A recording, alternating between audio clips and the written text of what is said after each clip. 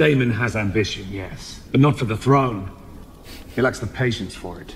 The gods have yet to make a man who lacks the patience for absolute power, Your Grace. Otto Hightower is one of the most important characters in House of the Dragon.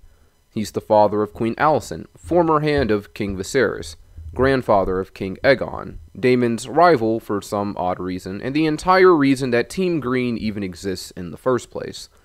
Otto, I would say, is kind of seen as the villain of House of the Dragon. After all, it was his conspiring that led to the birth of Aegon and spawned the conflict known as the Dance of the Dragons. But in my personal opinion, I think that whether Otto schemed or not, the dance was kind of unavoidable. Even if Rhaenyra ascended to the throne peacefully and ushered in a golden age like a lot of people think she would have, I still think that war would have eventually broken out among House Targaryen sooner or later. But regardless, don't forget to like, comment, and subscribe, and let's see if we can learn a bit more about the King's Hand. And while we're talking about hands, I can't help but think that there is some symbolism behind Otto being the King's Hand. Of course, when you're the hand of the king, you are an extension of the crown itself, and I feel like people don't really acknowledge how much of an accomplishment that is for someone like Otto. Otto, while essentially being the frontman for Team Green, is still just his second son, like Daemon. His brother Hobart rules from Oldtown, the largest city in Westeros, and home to the Citadel where the Maesters are. Otto basically has nothing to his name, or at least not as much as his older brother does. It's made pretty obvious in the show about how second sons are always at a disadvantage, how they have to fight for what they want, suffer for what they want, all because they weren't born first. So for Otto, a second son with nothing to inherit to rise and become the hand of the king, the second most powerful man in Westeros, says a lot about him. He didn't marry into the position, and he wasn't just handed it, he earned it, though some would argue that he didn't. My father was a hale and healthy warrior and dragon rider, at the peak of his abilities. Jaehaerys named a great royal hunt to celebrate him being named the Hand of the King. 5 days later, my father lay dead. Just 5 days.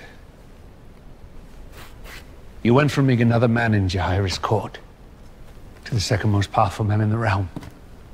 Viserys kind of alludes that it might be possible Otto murdered his father to become Hand of the King. In the books, Balon the Brave died of burst belly, which I'm pretty sure is appendicitis.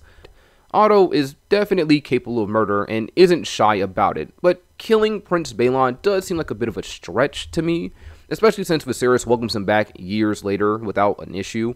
Of course, though, that was probably more so Alicent's doing, and Viserys at this stage rarely puts up a fight about anything, unless it revolves around Rhaenyra and her kids, but moving on.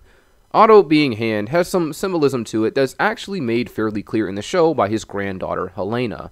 Hand turns lean, spool of green, spool of black, dragons of flesh, weaving dragons of thread. Hand turns lean. Helaena is a rare kind of girl. She's a dragon dreamer, just like her father Viserys. She has premonitions of the future and events unseen, but doesn't seem to know what they mean or how to at least communicate them properly. She actually foreshadows Aemon losing his eye back in episode 6. A what? They said they found a dragon for me. The last ring has no legs at all. But it was a pig. You will have a dragon one day. He'll have to close an eye. I know it. She's a weird kid that no one really pays attention to that much, though she's faring better than Daeron, who didn't even get name-dropped in Season 1. He's gonna surprise a lot of the viewers when he just shows up out of the blue eventually. But I digress. Helaena says, hand turns loom, spool of green, spool of black. The hand turning the loom is most definitely Otto, and how his meddling is what resulted in the different branches of House Targaryen. Otto is the puppet master. He's the hand that pulls the strings and gets people to dance, even his own daughter. When you first see Otto and Alicent, it's made clear that there is love and warmth between the two of them. Alicent is his only daughter, and Otto is her only parent as her mother is deceased. He cares for her, kind of like how Viserys cares for Rhaenyra, but things take a dark turn pretty quickly for that. In this same scene, this warm embrace, Otto quickly turns cold to his daughter, telling her to go visit the king, despite her own grievances, and unknowingly sets in motion the Dance of the Dragons. Although I do believe that the dance is made up of more factors than just Otto himself, Otto is an interesting character. He's another gray one, who I don't see as a total villain, but he's definitely not a hero. Like a lot of the characters, Otto is someone who truly believes he's doing the right thing by ensuring Aegon sits on the Iron Throne. But why? I mentioned in my Daemon vs. Otto video that Otto Hightower is essentially the standard of what it means to be a Westerosi man. Otto is someone who believes heavily in tradition and precedent for the realm. For generations, only men have ever ruled in Westeros. It's the norm, and for Otto, diverging from that norm in his eyes is bound to have consequences. But it's funny how vehemently Otto comes to protest Rhaenyra's ascension when he was the one who suggested it in the first place. Under such circumstances, it would not be an aberration for the king to name a successor. Well, who else would have a claim? The king's firstborn child. Rhaenyra. A cow. It makes Otto seem fickle that he suddenly changes his mind, but this decision is actually really in line with his character. Otto never actually believed that Rhaenyra should be queen. She was more of a last resort to keep Daemon in check. Daemon has always been a loose cannon, living off his whims and impulses, not caring who got hurt as a result of them. He's a rogue who rarely listens to anyone he doesn't value, but even when he does value someone, his hearing is still selective. His fire burns hot, so Otto tries to find ways to cool him off and keep him at bay. I named Daemon Master of Laws, but you said he was a tyrant. As Master of Coin, you said he was a spendthrift that would beggar the realm. Putting Daemon in command of the City Watch was your solution. A half measure, your grace. And this is exactly why Otto suggested Rhaenyra. Not because he believes in her, not because she has a strong claim, but because he wants to keep Daemon away from power as much as he possibly can. Rhaenyra is just a half measure in place until a more permanent solution can be found. And this says a lot about him as a character. Otto is okay with following the rules, but like most men in Westeros, he isn't afraid to bend them if they can make things more favorable towards himself and his family. We call him a villain because of that. But while admittedly selling off your 14-year-old daughter to a man old enough to be her father is actually very awful, a lot of men in Westeros are just like this. Take Corlys, for example. After the death of Queen Aemma, Corlys has no qualms offering up his 12-year-old daughter to the king. He likes to say it's because his family was wronged and because they're from a noble bloodline, but in reality, this choice is just rooted in ambition. Does that mean he doesn't love his daughter? No, but she's an extension of the family, and family comes first. Otto kind of embodies this a bit. He truly does value tradition and precedent, but that being said, when opportunity arises for him to further his family's standing, he takes it. As much as he claims he's doing what he is for the sake of everyone, for the sake of stability, and putting himself on this pedestal, he's just like everyone else, motivated by ambition and personal gain. That doesn't take away from his beliefs or make him a hypocrite in my eyes, but he's definitely not as noble as he tries to claim he is. His counsel is not unbiased like Lionel Strong. If you give him an inch, he will most certainly take a mile. Numerous times in the story, Otto says that there will be war if Rhaenyra becomes queen, but something I find really funny about House of the Dragon is that it's one big self-fulfilling prophecy. The steps people take to prevent conflict are ultimately what ends up causing it in the first place. The constant meddling to fix things is what ends up making them all the worse.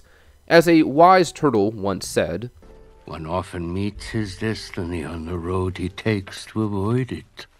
And this is true for a few characters, like Viserys, who thinks burying his head in the sand is just going to make all the problems go away. Or Rhaenyra, who thinks removing herself from the line of fire in King's Landing is going to make it all grow cold.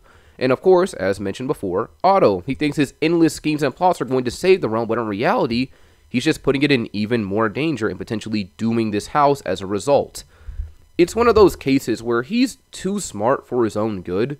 He makes things more complicated than they have to be. Otto is very much the kind of guy who believes that the ends justify the means. If he can get the result he desires, then it doesn't matter who gets hurt. Even his own daughter. His relationship with Alicent is an interesting one. As I mentioned earlier, he does love her, and the moments where we actually see him be emotional and sometimes a bit unstable are always with her.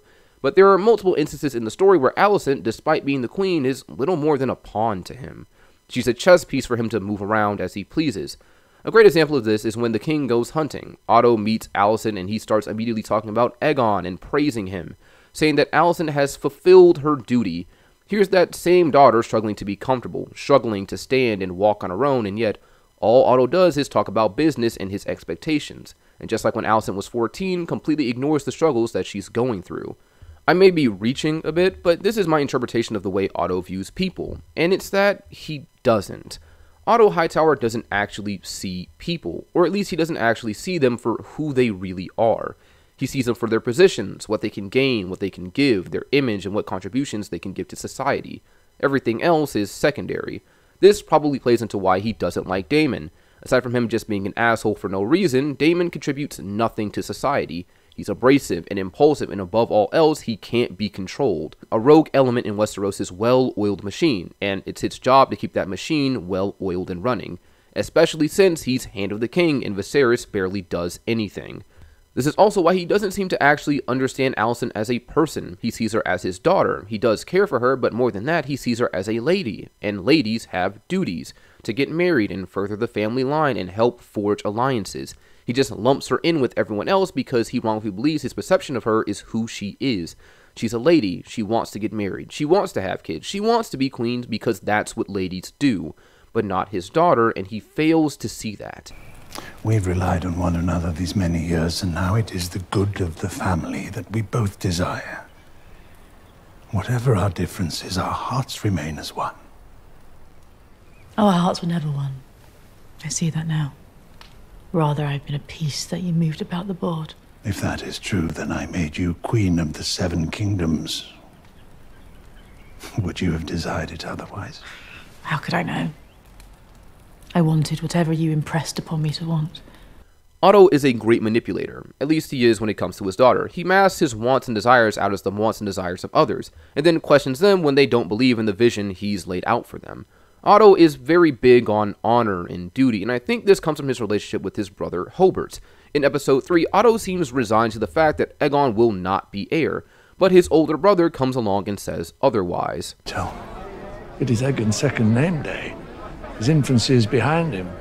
It only remains for Viserys to name him heir to the throne. I wouldn't be so sure. He's the king's firstborn son. I don't know that his grace sees it so clearly.